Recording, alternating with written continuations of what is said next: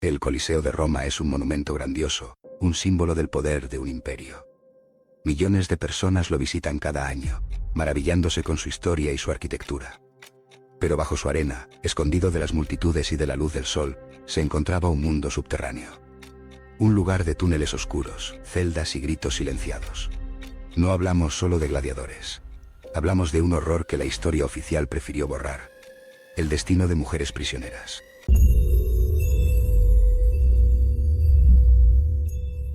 Estas mujeres no luchaban en la arena. Su calvario era mucho más cruel y degradante. Su existencia nos obliga a mirar la grandeza de Roma desde una perspectiva muy diferente. ¿Qué pasó realmente en esos pasadizos ocultos? ¿Qué verdades nos cuenta el suelo que pisamos al visitar las ruinas del Imperio Romano? Durante mucho tiempo, la imagen que tuvimos de Roma fue la que sus propios cronistas quisieron darnos. Una civilización avanzada, con leyes y un cierto orden. Se decía que las mujeres romanas gozaban de cierta protección legal, que los gladiadores tenían sus reglas y que el imperio, en general, se regía por principios éticos. Pero la historia, como una corriente oculta, siempre encuentra la forma de salir a la luz. Los restos de documentos antiguos, algunas cartas secretas que escaparon a la quema y anotaciones oficiales hechas sin malicia, nos cuentan una historia distinta, una historia de horror cotidiano. Por ejemplo, en los depósitos de Pompeya, se encontró un pedazo de pergamino. Estaba fechado alrededor del año 62 después de Cristo. En él, un entrenador de gladiadores había anotado la compra de una docena de mujeres. Las llamó hembras salvajes, y las adquirió a un precio bajo, destinadas, decía el texto, al esparcimiento de sus pupilos. La nota continuaba con una frialdad estremecedora. Recuperación estimada en medio año mediante arrendamientos confidenciales. Arrendamientos confidenciales. Estas dos palabras, aparentemente sencillas, ocultan un abismo de sufrimiento. Para Roma, estas mujeres prisioneras no eran seres humanos con alma. Eran botín de guerra, objetos, cuerpos que podían usarse, y luego desecharse. Cuando las legiones romanas avanzaban por regiones como la Galia, Germania, Britania o el norte de África, los hombres eran asesinados o convertidos en esclavos para trabajar en minas o campos. Para las mujeres, los caminos eran diferentes. Algunas terminaban como criadas en casas ricas, otras, en burdeles públicos. Pero había una tercera vía, mucho más oscura y escondida. Hablamos de los ludus, los centros de entrenamiento para gladiadores. Estos lugares eran complejos y caros de mantener. Los dueños invertían mucho dinero en la formación, la comida y la atención médica de sus luchadores. Pero los gladiadores eran hombres moldeados para matar, encerrados y siempre conscientes de que la muerte podía llegar en su próxima batalla. Esto los hacía impredecibles. Las revueltas de gladiadores, como la famosa de Espartaco, eran una amenaza real para el imperio. Por eso, los gerentes de los ludus se volvieron muy hábiles. Necesitaban mantener a sus gladiadores contentos, bien alimentados y tranquilos. Las mujeres prisioneras formaban parte de este sistema de control y recompensa. Bajo el Ludus Magnus, la academia de gladiadores más grande de Roma, que se conectaba directamente con el Coliseo a través de pasadizos ocultos, los arqueólogos han hecho descubrimientos clave. Desenterraron pequeños recintos aislados, angostos y opresivos. En sus paredes, todavía se veían los grilletes incrustados. Durante años los expertos pensaron que estos espacios servían para castigar a gladiadores rebeldes. Pero un estudio de huesos realizado en 2018 reveló una verdad más dura. Encontraron restos de mujeres jóvenes, y los huesos mostraban señales de abusos repetidos. Otra pieza de evidencia apareció en Herculano. Una placa cerosa, conservada por la ceniza del Vesubio, contenía una carta de un gladiador tracio llamado Marco a su madre. Él hablaba de su vida diaria, el entrenamiento brutal, las batallas feroces en la arena, y, de forma casual, revelaba algo más. Tras los triunfos nos obsequian con las salvajes. Dicen que es nuestro privilegio, nuestro premio, pero sus miradas me persiguen hasta en el descanso. Sus miradas me persiguen. Esta frase nos muestra la complejidad de la situación. Incluso en un lugar tan brutal existía una jerarquía entre los gladiadores. Los veteranos, aquellos que habían sobrevivido a muchas peleas, recibían mejores tratos, habitaciones más cómodas, comidas especiales, y, sí, prioridad para elegir entre las mujeres prisioneras. Los novatos se conformaban con las que quedaban. Nadie podía negarse a aceptar este premio. Rechazarlo era una señal de debilidad, y la debilidad en ese mundo equivalía a la muerte. En los registros romanos, estas mujeres no tenían nombres. Se las identificaba por su origen, la gala, la germana, la britana, o por sus características físicas, la pelirroja, la esbelta, la de cara marcada. Habían perdido su humanidad mucho antes de llegar a los ludus. Desde el momento en que los legionarios las capturaban, les ponían grilletes y las marcaban con hierros candentes. como una señal de posesión. Para el imperio, en ese punto ya no significaban nada. Galeno, un médico romano que trabajó en las academias de gladiadores alrededor del año 165 después de Cristo, dejó apuntes muy detallados. Hablaba de cómo curar heridas de batalla, dietas especiales para los luchadores y rutinas de rehabilitación.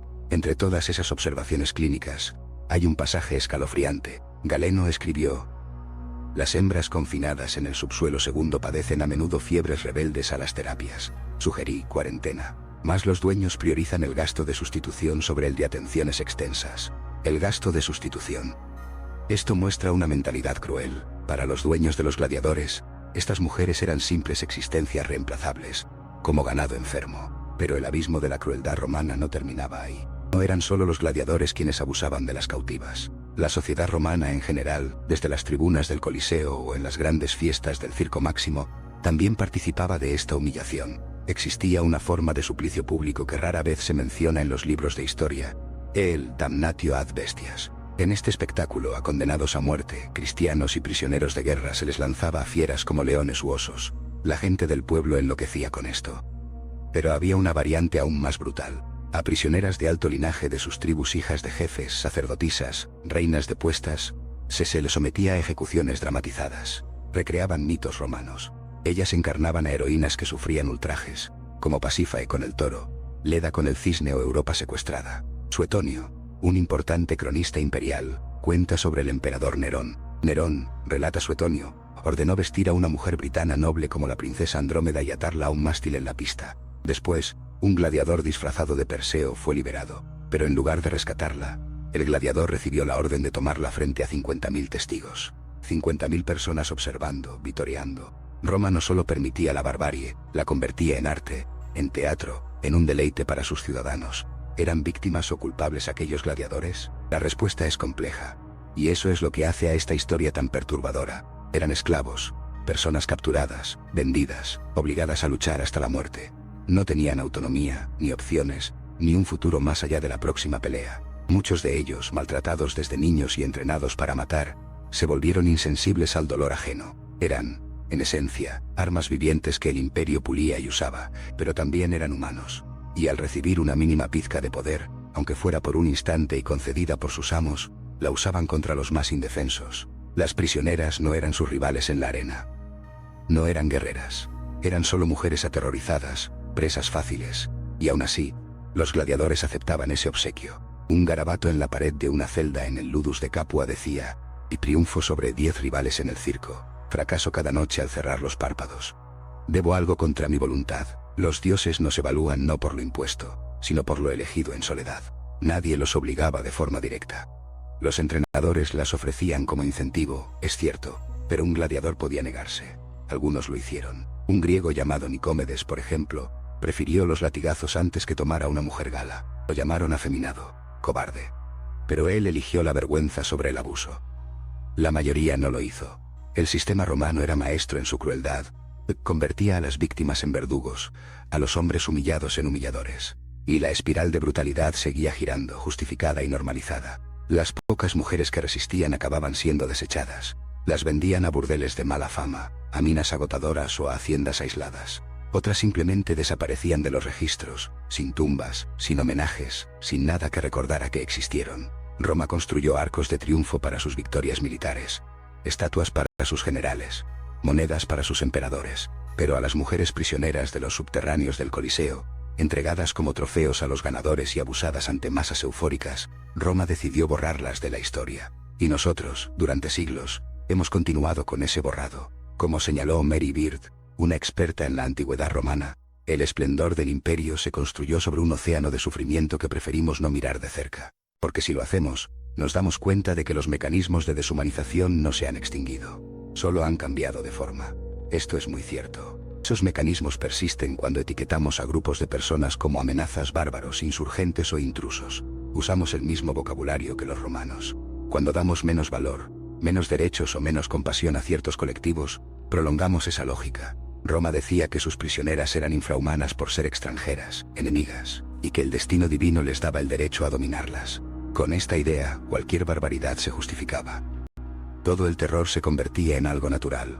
Los gladiadores se convencían de que aquellas mujeres eran su merecido, su recompensa por arriesgar la vida. Así silenciaban las miradas de reproche, los gritos de los pasillos, la humanidad que pisoteaban. Lo más aterrador de Roma no es su crueldad. Muchas culturas han sido crueles. Lo escalofriante es su sistematización. La agresividad se convirtió en una política de Estado, en un espectáculo, en una tradición, y duró siglos.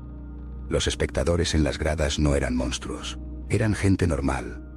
Padres, comerciantes, niños. Con sus cestas de comida, charlaban y reían mientras veían ejecuciones, torturas y abusos, porque su cultura les decía que era una forma válida de entretenimiento. ¿Cuántas atrocidades normalizamos hoy solo porque nuestra cultura las aprueba? ¿Cuánto sufrimiento ignoramos al clasificar a las víctimas como inferiores, subhumanas, indignas de nuestra empatía? En los archivos del Vaticano entre legajos antiguos, hay una carta interesante del siglo B.